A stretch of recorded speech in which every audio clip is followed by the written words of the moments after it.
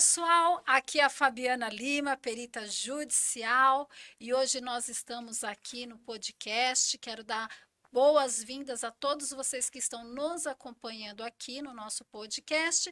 E hoje nós temos um convidado especial, que é o doutor Diego Nunes. Diego Nunes, e daqui a pouco ele vai falar um pouquinho da sua experiência como advogado na área trabalhista e desportiva, Isso. e ele vai falar um pouquinho da vida dele.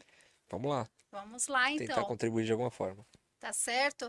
Eu gostaria de agradecer aos nossos apoiadores, né? Que nós estamos aqui com a MP Consultoria Imobiliária. Quero agradecer ao Hotel Bristol, que nesse dia 12/3 nós teremos o nosso curso presencial sobre a perícia judicial. Quero agradecer a FL Podcast, Fabiana Lima, perita judicial, e quero agradecer a Agência HEHS Digital, Social Media. Então, eu quero agradecer a todos os nossos apoiadores. Então, vamos dar ao início ao nosso podcast e falar um pouquinho, né, doutor? Bora, só vamos. Vamos lá. Gostaria que o doutor se apresentasse aos nossos internautas. A câmera que me pega qual que é? Essa daqui? É a central? Ou é a de cima? A central? Bom, primeiro agradecer aqui ao convite, né, da sua pessoa, também do Eduardo que está aqui conosco, de todo mundo que fazem parte aqui do podcast de vocês. Como eu falei, estou um pouco nervoso porque é a primeiro podcast que eu tenho na questão da advocacia. Bom, meu nome é Diego Nunes, tenho 35 anos, pai de 3 filhas, advogado trabalhista e desportivo. Desportivo é a área que eu amo, né? Infelizmente não tem na universidade ainda como Sim. graduação, sim, somente curso de extensão, pós-graduação. Atuo no meio já do desportivo e do trabalhista. Trabalhista, faço algumas coisas da reclamada, mas o que eu gosto muito é do reclamante, é do chão de fábrica ali. Mas sou advogado trabalhista e, inclusive, hoje eu tive uma perícia aí também. Olha só, e para a gente trazer a baila aqui para o nosso podcast, a nossa conversa, nosso bate-papo, Sim. eu peço que o senhor, doutor, né, vamos tirar essas Ah, não, tira a formalidades. formalidade. Que eu particularmente, não curto, de verdade. Aham. Na universidade, inclusive, já nos últimos semestres, tinha alguns colegas que falavam assim pra mim: Poxa, você até hoje acha que você está cursando educação física? Porque eu ia, assim, o cabelo, né? Eu pintava o cabelo. Hoje não, porque a profissão ela Sim, tem sim, algumas as as formalidades. formalidades. Terno, eu uso quando eu tenho alguns audiência, eu tenho reuniões, mas eu gosto ainda da camisa de time, eu gosto ainda, sabe? Mas enfim, pode dispensar a formalidade, tá tudo certo. Então fica calmo. Então, eu tô tranquilo.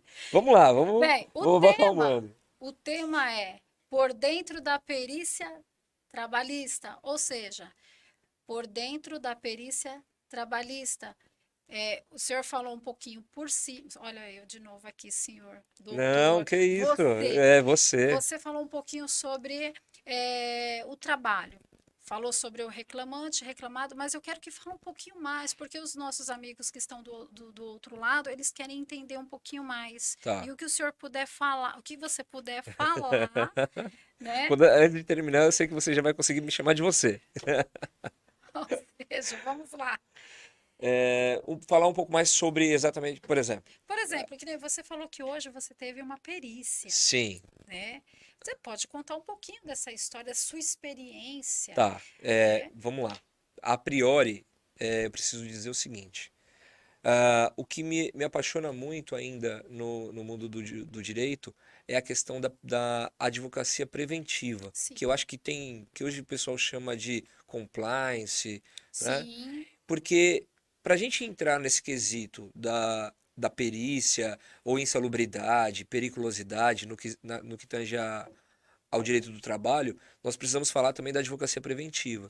Então, muitos empresários, ou alguns que são chamados de donos de empresa, porque o empreendedor é uma coisa, o dono de empresa é outra, né? Quando a gente vai advogar para um empresário, explicar para ele algumas necessidades da utilização do EPI, o que é NR15, NR16, NR15 para insalubridade, a 16 para periculosidade, de tentar minimizar ou acabar, extinguir com aqueles fatos geradores para se pagar ou como pagar a insalubridade. Então, eu gosto muito de, no primeiro momento, falar com esses empreendedores ou essas empresas, no que tange a reclamada, para explicar a necessidade de se pagar ou de, dependendo da atividade que ela tem ali, se é insalubre ou perigosa, para que ela pague devidamente ao seu funcionário. Só que muitos empresários ainda hoje, eles preferem correr esse risco. Só que lá na frente, isso com a sua função, ela vai ser detectada Sim.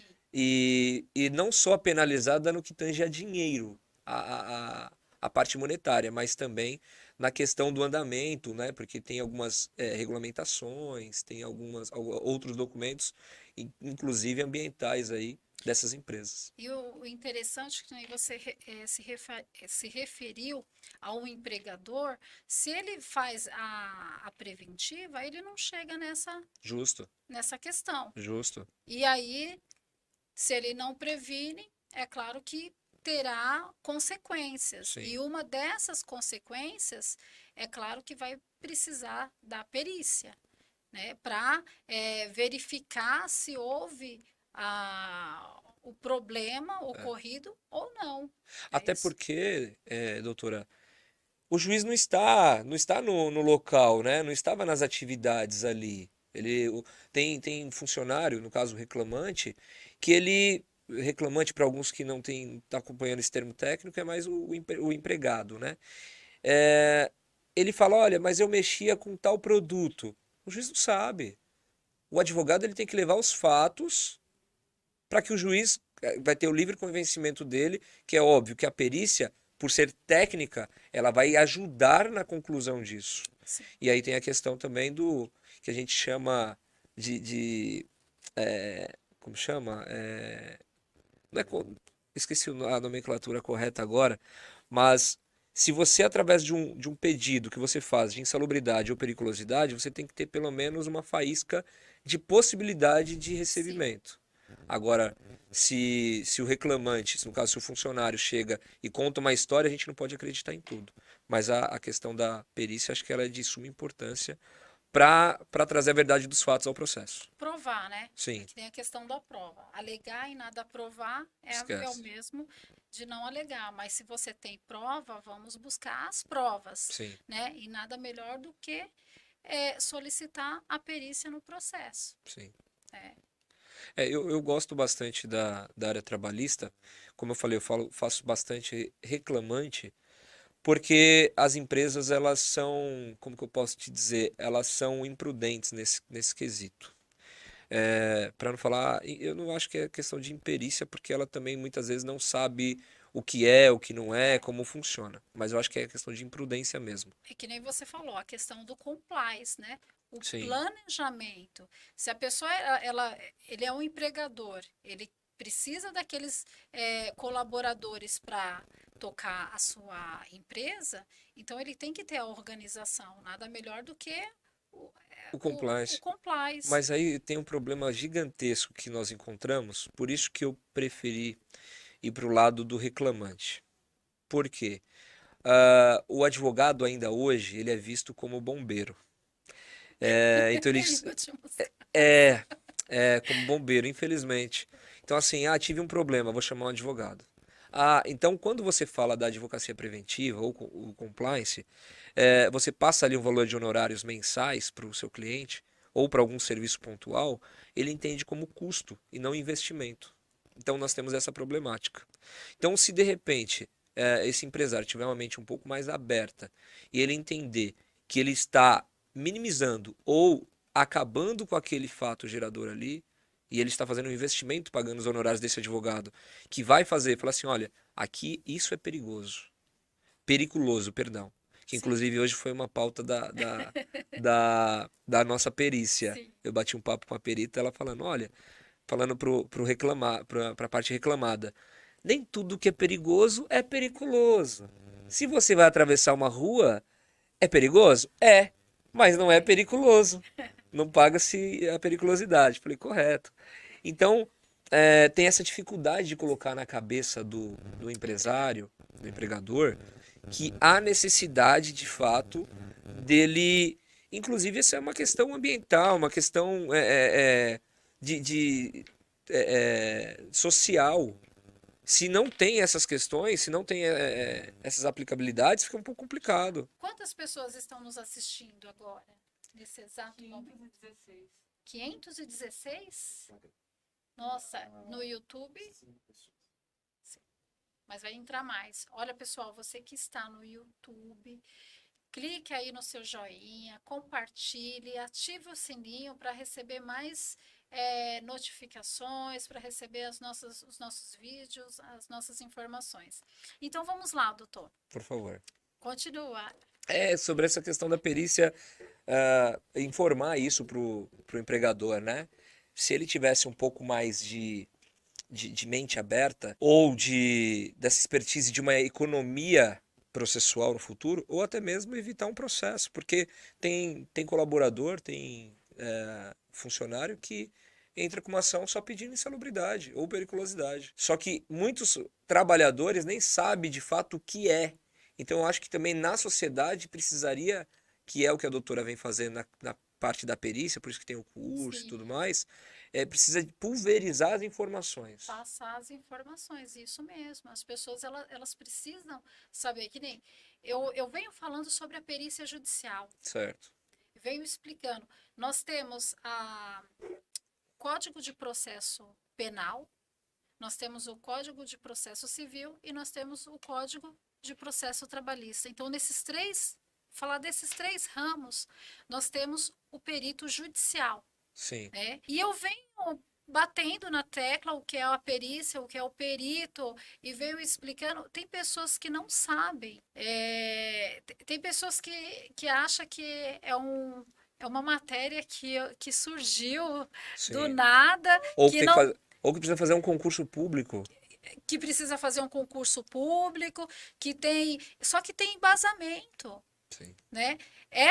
A perícia judicial, ela está no artigo 145, isso? 145 do CPC, se eu não me engano, né? Que eu não gravo. Eu também para artigo. Artigo eu não gravo, mas lá vai falar quem são os auxiliares da justiça. Quem são os auxiliares da justiça? Lá ele vem passando o rol, e um desses... E é um rol taxativo? São todas as possibilidades dos assistentes de justiça. Isso, dos auxiliares da justiça. Perfeito. Lá nós temos o intérprete, lá tem administrador, lá nós temos o perito judicial, e entre outros está lá no artigo. No outro artigo fala que o juiz será assistido por uma pessoa que tem o conhecimento técnico e científico. Perfeito. Quem tem o conhecimento técnico e científico? É o perito judicial. Justo. Entendeu? Então, muitos questionamentos. Nossa, mas da onde que veio? Nossa, aí você tem que explicar. Mas eu tenho que prestar o concurso? Não, o perito judicial não tem que prestar o concurso. Somente o perito oficial. O perito oficial, esse presta o concurso, e aí ele vai atuar como perito oficial. Tem o salário dele todo mês. O perito judicial, não. O perito judicial, ele recebe por laudo emitido. Esses que acompanham a audiência trabalhista, por exemplo, ele é oficial ou ele é o judicial? Ele é o judicial. Ele é nomeado para fazer a perícia. Caramba. Então tem demanda pra caramba. Tem. Porque o que tem de audiência trabalhista aí não é brincadeira. Tem. E essa é a tese que eu venho. Você sabia? Claro que o doutor sabe. Não sei, pode ser que não. A gente não sabe. Tem muitos processos parados. Não só em São Paulo, mas no Brasil. Sim. Por quê? Porque não tem perito. Porque não tem uma pessoa que tenha a capacidade para fazer aquela perícia, aquele ato processual. Aquele ato processual. Até porque tem a questão que a gente reclama de celeridade quando a gente vai falar do reclamante, principalmente, ele fala, mas processo trabalhista demora muito.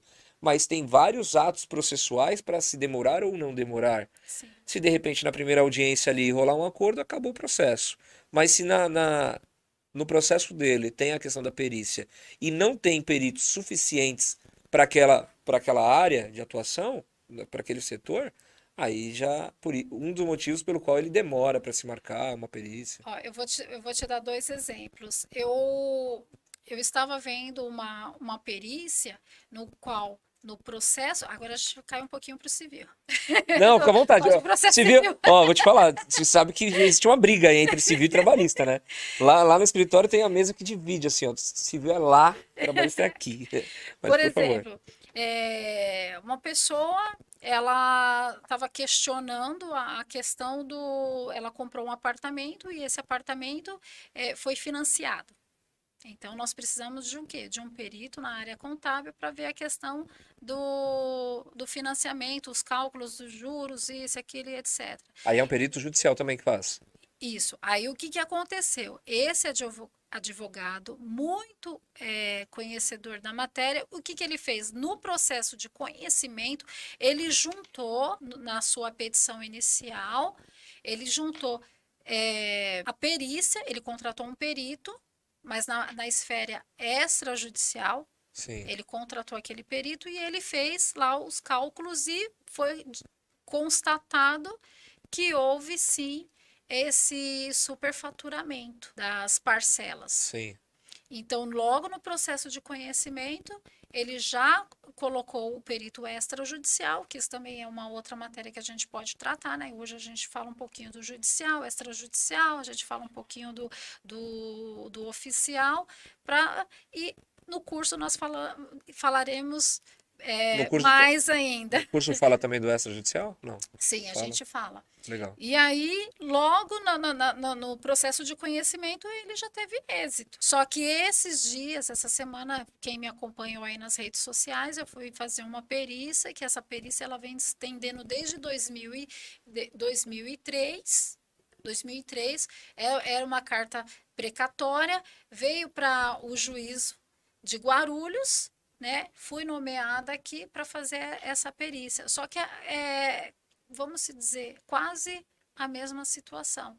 Só que como o advogado ele não foi se estendendo, A forma do qual ele ingressou com a ação no pedido dele. Isso. Não sabia exatamente fazer os pedidos ou formular os pedidos, aí do decorrer do processo aí. Desde 2003, nós estamos em 2021. Caramba. Então, assim, o pedido, né? Sim. O pedido que tem o senhor, você comentou na trabalhista. Né, pode, logo no início da ação trabalhista, você já entrar num acordo e encerrar o processo. A primeira coisa que a pessoa fala, você é trabalhista, eu sou. Tem muito acordo, né? Porque o juiz quer acabar com tudo logo, infelizmente. Mas, particularmente, eu acho que, assim, tem que dar a César o que é de César. Então, Sim. que tenha a perícia, que tenha o acompanhamento. Se não for constatado, não tem problema nenhum, mas vai ter um embasamento técnico ali. Falar assim, ó, realmente não teve contato com nenhum produto periculoso, não teve contato com insalubridade, tá tudo certo. Mas se for constatado, aí o juiz ele tem que ser adstrito ao laudo técnico. Porque eu particularmente, eu acompanho, mas eu não tenho a técnica. Mas falando um pouco do que a doutora tinha me perguntado, da perícia de hoje, no forma ética eu não posso falar, né, o local e tudo mais. Mas, assim, eu entendo que é como se fosse um tabuleiro de xadrez. Porque às vezes a perita tá ali, ou o perito, e ele faz algumas perguntas técnicas. Tem algumas pessoas que acaba saindo um pouco até da perícia, porque quer, né? O perito sai porque quer. Quando eu falo sai porque quer, tem advogado que quer já fazer a instrução ali na perícia, e ali só tem que estar distrito à perícia. Não vai falar de acúmulo de função, não vai falar de hora extra, não vai falar de nada. Só que tem advogado que quer falar ali, discutir, e o perito fica às vezes, caramba, eu vim aqui para ver a periculosidade, eu vim aqui para ver o ambiente, né? E aí eu vi muito disso hoje, e eu fiquei um pouco constrangido pelo outro advogado. Mas na questão de... não foi ética, né? Às vezes você pega um perito que está Já fala assim, doutor, só nos altos. É isso, é isso. Ela foi muito educada, foi muito educada, ela deixou falar, deixou, né? Mas assim, eu vi que o ambiente, que nós estávamos falando em off aqui, o ambiente ele foi modificado. Eu vi que foi modificado. Sabe, parece que você pegou o funcionário e falou, ó, você fica aqui, que daqui a pouco vai vir a perícia aí. Eu sempre, que nem antes da gente começar a nossa live, a gente estava conversando e eu estava falando um pouquinho como que é antes, né, o código no processo civil, Sim, quando eu marco a perícia, eu marco 30 dias depois, né? Eu fui nomeada, sim. vem a diligência, o prazo do aceite, o prazo da diligência. Da diligência eu conto 30 dias e já protocolo o meu laudo. Beleza, então esse eu sigo para manter as minhas coisas tudo organizado. Eu tenho os prazos também, né? Sim. E na trabalhista, a gente sempre. Nossa, olha que interessante, pessoal. Eu quero agradecer a todos que estão aqui nos assistindo. Nós estamos com 1.000. Legal, A legal. equipe vai estar nos informando. É porque assim, a gente fica aquela Claro. correria. E hoje eu tive na Max Bell, estive com a doutora Dayana, com o pessoal lá, então tá aqui. Acredito que eles estão nos assistindo. Quero mandar um abraço a todos da Max Ó, Bell. acabei de entrar aqui também, ó. Olha Tá, lá, eu ia tá entrar lá, ó. certo. Legal. E assim, tem que ter esses erros mesmo para o pessoal ver que não é nada, como fala, Artificial, montado. artificial, Quem sabe faz ao montado, vivo. né? A gente, né, tem essas complexidades, Sim. né? Então, vamos lá, doutor. Até perdi o fio da meada que eu estava Não, falando. nós estamos falando sobre a perícia que eu acompanhei hoje, está falando de modificação do ambiente, né, do trabalho, e a doutora Então, e eu falou estava. sobre da área civil, que marca durante 30 dias, e tem essa. Só que na área trabalhista, aqueles peritos mais antigos que já têm o conhecimento, muitos já não fazem que nem o da parte civil, marcar 30 dias por causa da modificação do É, ônus da prova, né? Então tem tudo isso. Só que a gente fica até um pouquinho limitado de falar, porque nós temos algum empregador que está nos sim. assistindo, nós temos reclamantes, É, reclamados, o né? pessoal já está querendo. Então, o pessoal vai querer, vou puxar a orelha dessa perita, Justamente. né? Então, mas tem essa deixa que os profissionais da área trabalhista vai entender um pouquinho, né? Mas isso é muito chato, né? Quando eles fazem, quando a gente entende que há essa mudança do